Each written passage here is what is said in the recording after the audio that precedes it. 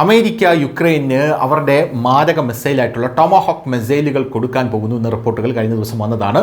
Trump ഇതിനോട് പ്രതികരിച്ചിട്ടുണ്ട്. അതേസമയം പുടിൻ്റെ പ്രതികരണം വളരെ രൂക്ഷമായിട്ടായിരുന്നു ഇതിനോട്. അത്തരത്തിലുള്ള മിസൈലുകൾ എങ്ങാനും യുക്രൈൻ്റെ കയ്യിൽ എത്തിക്കഴിഞ്ഞാൽ ഞങ്ങൾ ആണവായുധം പ്രയോഗിക്കും എന്നാണ് പുടിൻ പറഞ്ഞിരിക്കുന്നത്. യുദ്ധം വളരെ സെൻസിറ്റീവായിട്ടുള്ളൊരു ഘട്ടത്തിലൂടെയാണ് കടന്നു പോകുന്നത്. ആ സെൻസിറ്റീവായിട്ടുള്ള ഘട്ടത്തിലൂടെ കടന്നു പോകുന്നത് കൊണ്ട് തന്നെ ചെറിയ ഒരു നീക്കം പോലും വലിയ പ്രത്യാഘാതങ്ങൾ സൃഷ്ടിക്കുമെന്നാണ് ഇപ്പോൾ പുടിൻ പറഞ്ഞിരിക്കുന്നത്. അതുകൊണ്ട് തന്നെ അത്തരത്തിലുള്ള നിങ്ങളുടെ നീക്കങ്ങൾക്കൊന്നും മുതിരരുത്. മുതിർന്നാൽ ലോകരാജ്യം പിന്നീട് മറ്റൊരു ദുരന്തം കാണേണ്ടി വരും എന്നും പുടിൻ വലിയൊരു ഭീഷണിയാണ് പുടിൻ ഇപ്പോൾ നടത്തിയിരിക്കുന്നത് എന്നുള്ള കാര്യത്തിൽ തർക്കമില്ല. ഇപ്പോഴിതാ ശൈത്യകാലത്തിന് മുന്നോടിയായി യുക്രൈൻ്റെ ഊർജ്ജ അടിസ്ഥാന സൗകര്യങ്ങൾ തകർക്കാനുള്ള പ്രചരണത്തിൻ്റെ ഭാഗമായി റഷ്യ യുക്രൈൻ്റെ പവർ ഗ്രിഡിനെ ആക്രമിച്ചു എന്നുള്ള റിപ്പോർട്ടുകൾ പുറത്തു വരികയാണ്. സമ്പൂർണ്ണമായി പവർ ഗ്രിഡ് തകർന്നിരിക്കുന്നു എന്നാണ് അറിയാൻ സാധിക്കുന്നത്.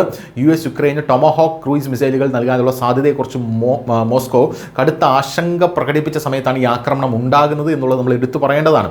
യുക്രൈനിലെ ഏറ്റവും വലിയ സ്വകാര്യ ഊർജ്ജ കമ്പനിയായിട്ടുള്ള TTEKയിലെ 2 ജീവനക്കാർക്ക് സബ്സ്റ്റേഷനിൽ നടന്ന റഷ്യയുടെ ആക്രമണത്തിൽ പരിക്കേറ്റതായി Kyiv regional governor Mykola Kalashnikov പറയുകയും ചെയ്തു. ഡൊണറ്റ്സ്, ഒഡേസ, ചെർഹിനിബ് മേഖലകളിലെ ഊർജ്ജ അടിസ്ഥാന സൗകര്യങ്ങൾക്ക് നേരെയും ആക്രമണം നടന്നിട്ടുണ്ടെന്ന് യുക്രൈൻ്റെ ഊർജ്ജ മന്ത്രാലയം അറിയിച്ചു. അതായത് ശൈത്യകാലം തുടങ്ങാൻ പോവുകയാണ്, ധനുമാസം വരികയാണ്, ഡിസംബർ വരികയാണ്, ക്രിസ്മസ് വരികയാണ്. ഈ സാഹചര്യത്തിൽ യുക്രൈനിൽ വൈദ്യുതി ഇല്ലാത്തൊരു സാഹചര്യം നിങ്ങൾ ചിന്തിച്ചു നോക്കൂ.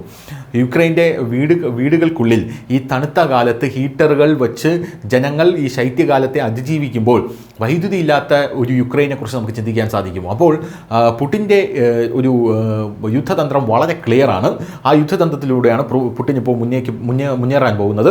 അപ്പോൾ നമ്മുടെ നഗരങ്ങൾക്കും സമൂഹങ്ങൾക്കും നേരെ റഷ്യ വ്യോമാക്രമണം തുടരുകയാണ്. യുക്രൈനിയൻ പ്രസിഡന്റ് സെലൻസ്കി എക്സിൽ എഴുതി നമ്മുടെ ഊർജ്ജ അടിസ്ഥാന സൗകര്യങ്ങൾക്കെതിരെ ആക്രമണം വർദ്ധിപ്പിച്ചിട്ടുണ്ട്. കഴിഞ്ഞ ആഴ്ചയിൽ റഷ്യ യുക്രൈനെതിരെ 3100-ലധികം ഡ്രോൺ ആക്രമണങ്ങളും 92 മിസൈലുകളും ഏകദേശം 1360 ഗ്ലൈഡ് ബോംബുകളും പ്രയോഗിച്ചു. റഷ്യയിൽ നിന്ന് എണ്ണ വാങ്ങുന്ന രാജ്യങ്ങൾക്കെതിരെ കടുത്ത ഉപരോധങ്ങൾ ഏർപ്പെടുത്തണമെന്ന് സെലൻസ്കി വീണ്ടും പറഞ്ഞിരിക്കുകയാണ്. അത് ഇന്ത്യയും ചൈനയുമാണ് സെലൻസ്കി ഉദ്ദേശിക്കുന്നത് എന്നുള്ള കാര്യത്തിൽ യാതൊരുവിധ സംശയവുമില്ല. News desk news India Malayalam.